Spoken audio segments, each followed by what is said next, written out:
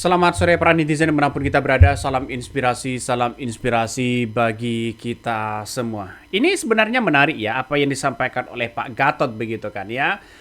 Soal bagaimana posisi Kapolri hari ini dikritik habis-habisan.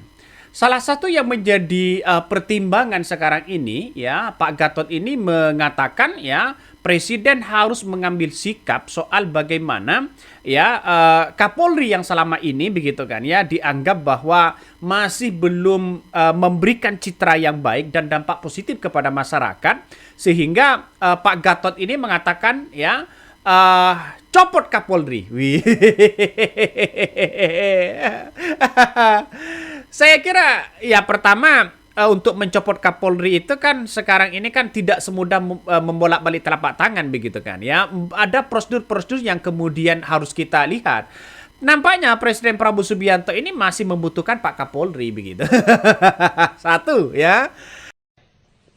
Presiden harus mengambil sikap keras. Satu, batalkan peraturan Kapolri dengan keputusan Presiden seperti Bang Yani sampaikan tadi. Copot Kapolri dan seluruh pejabat yang merancang aturan ini. Audit seluruh langkah yang memperluas kekuasaan Polri secara ilegal. Bentuk ulang struktur batas kekuasaan Polri dengan reformasi Polri segera. Sekarang saya coba masuk kepada reformasi Polri yang mandek. Ini kami sampaikan karena kecintaan pada Kop Tribata. Polri hari ini sedang mengalami krisis kepercayaan nasional. Publik menyaksikan dengan jelas keterlibatan oknum dalam narkoba dan judi online. Praktik penegakan hukum tebang pilih, perkara yang sudah ingkrah tidak dijalankan. Sementara kelompok kritis dan oposisi seperti kami justru mudah diproses.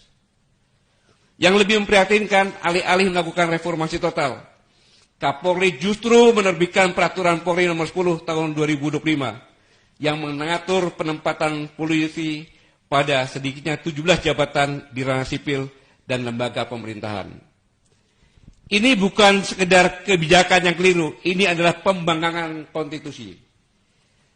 Undang-Undang nomor 2 tahun 2002 tentang Kepolisian Republik Indonesia seperti yang disampaikan. Dalam pasal 28 ayat 3 disebutkan bahwa anggota Polri yang mau masuk ke jabatan sipil itu hanya boleh apabila minta berhenti atau pensiun dari dinas Polri. Kalau misalnya ada ya ada orang yang kemudian ingin mencopot Kapolri, maka tentu ini kan menjadi tuntutan di mana ada nuansa-nuansa atau temuan yang kemudian tidak puas terhadap Kapolri begitu kan. Nah, salah satunya Pak Gatot ini begitu kan. Diaspora 5 benua yang mendesak Kapolri Listio Sigit dicopot. Sampaikan 7 tuntutan ya ke Gatot Nurmantio. Artinya saya kira ini menunjukkan bahwa Pak Gatot begitu kan ya sangat keras sekali untuk mengkritik Kapolri begitu. Nah, salah satu yang diungkapkan di situ adalah pertama, Presiden harus mengambil sikap keras ya. Satu, batalkan ya Perpol 10 tahun 2025 dengan ya dengan Perpres. Dua, copot Kapolri dan seluruh pejabat yang merancang Perpol 10 ya 2025. Tiga, audit seluruh langkah yang perluas kekuasaan Polri secara ilegal. Empat, reformasi Polri segera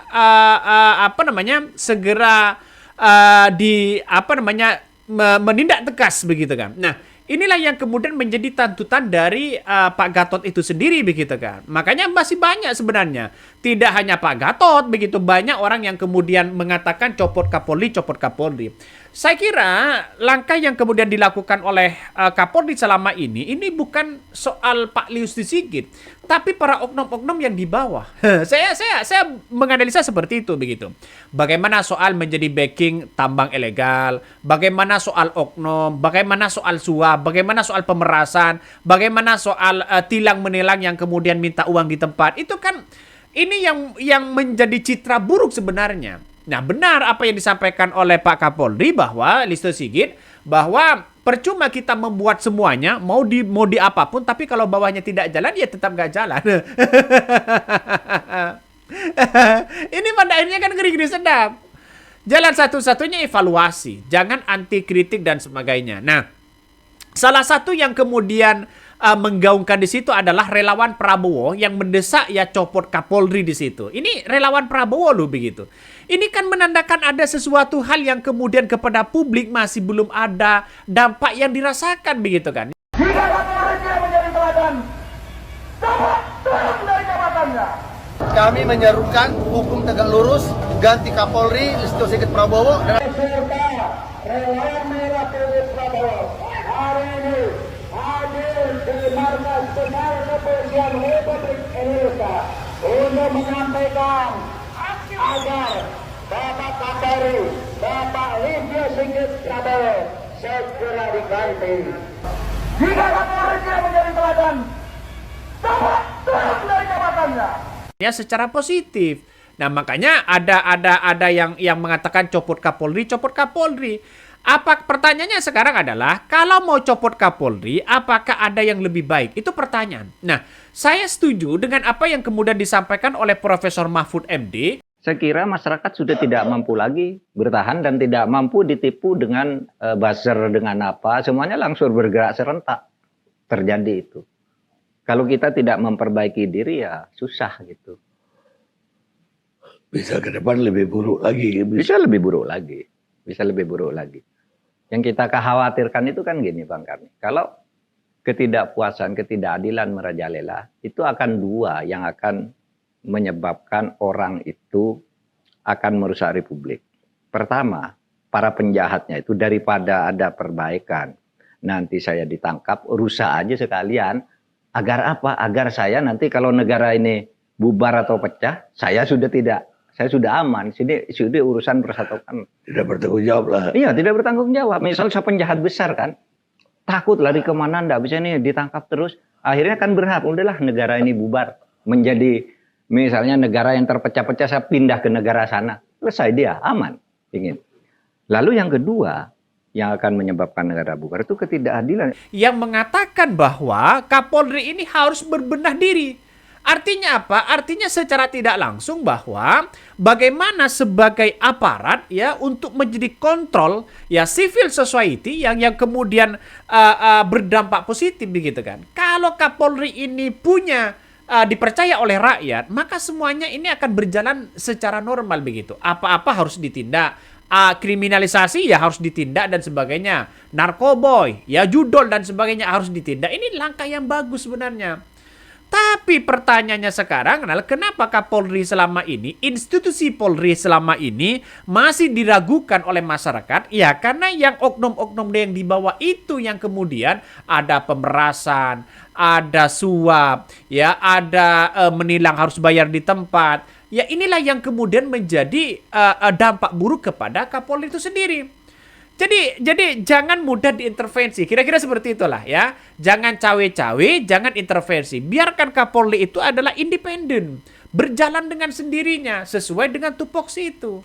Makanya kata Susno Duaji begitu, mau di bawah lembaga apapun, kalau ini tidak dibenahi begitu kan ya institusi Polri-nya, maka dia tidak akan bisa untuk melanjutkan bagaimana ya Polri ini secara independen. Saya kira Presiden Prabowo Subianto mengevaluasi itu. Coba kita berpikir sekarang soal transformasi reformasi Polri. Ya, sekarang kan sudah mulai menghilang.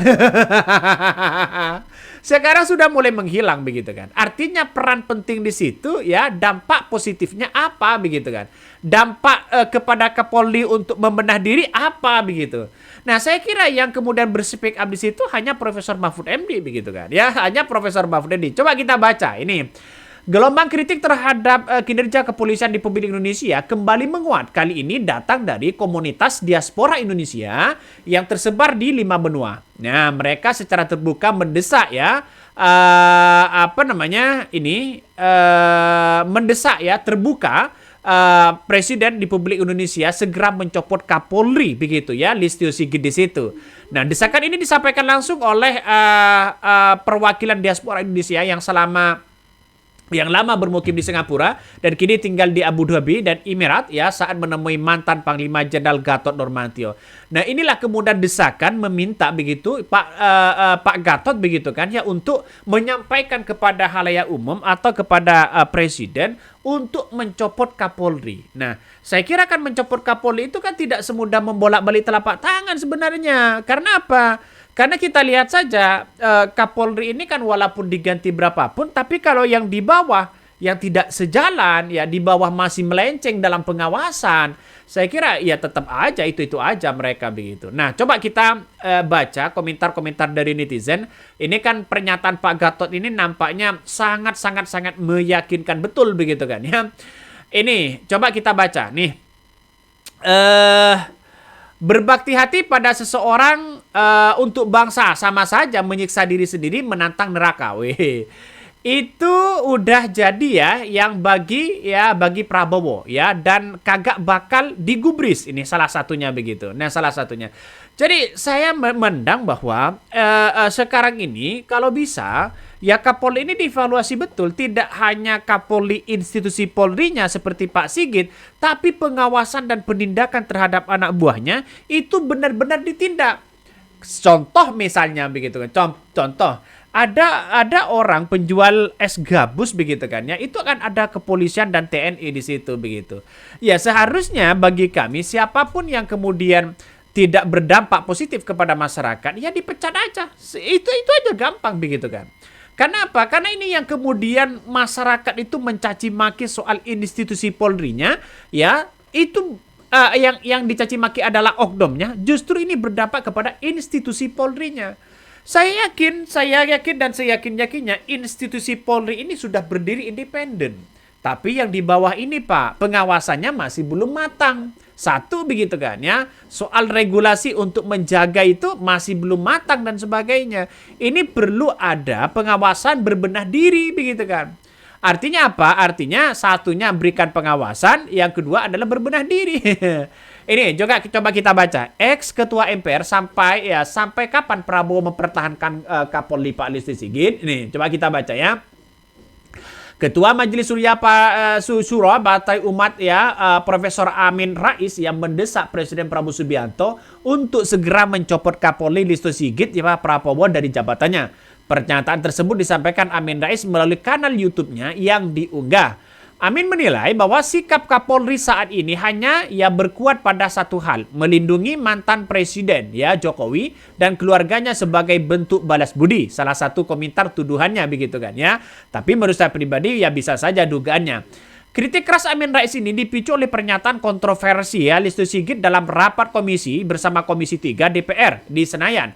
Listio Sigit menegaskan bahwa penolakan usulan menempatkan Polri di bawah satu kementerian analog dengan TNI yang berada di bawah Kementerian Pertahanan. Nah, saya kira kenapa aparat seperti ini harus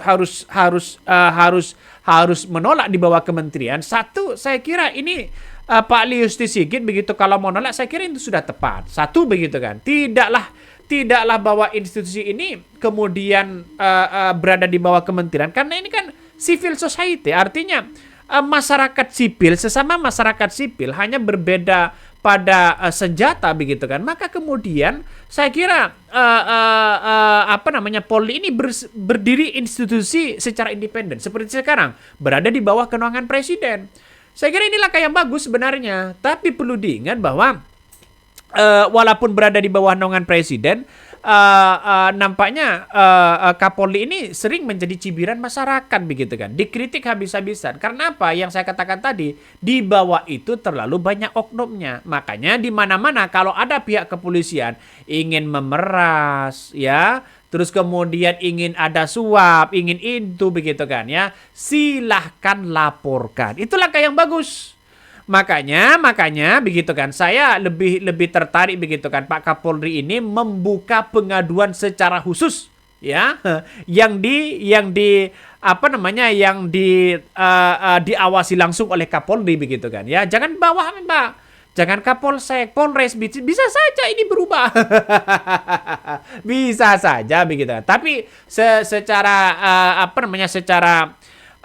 logika begitu. Sekarang ini kan sudah mulai ada pembenahan ya, sejak ada transformasi reformasi Polri sudah mulai ada pembenahan orang yang melakukan suap, orang yang melakukan tindakan yang kemudian tidak sesuai dengan rakyat itu ditindak tegas oleh Kapolri begitu kan. Bahkan Kapolri mengatakan tunjukkan kepada saya kalau ada anak-anak buah yang melakukan itu. Ini kan bagian dari transparansi kepada publik. Tapi kita tunggu saja begitu kan ya. Kalau dicopot saya kira sudah waktunya begitu. Kenapa? Satu sisi ya waktu masanya begitu sudah lama Pak Kapolri ini. Ya mungkin akan menjadi sejarah terlama Kapolri untuk memimpin begitu. Oke, mungkin itu yang kami sampaikan ya. Tonton terus di channel Hodari Podcast Rakyat ini. Jangan lupa di-subscribe.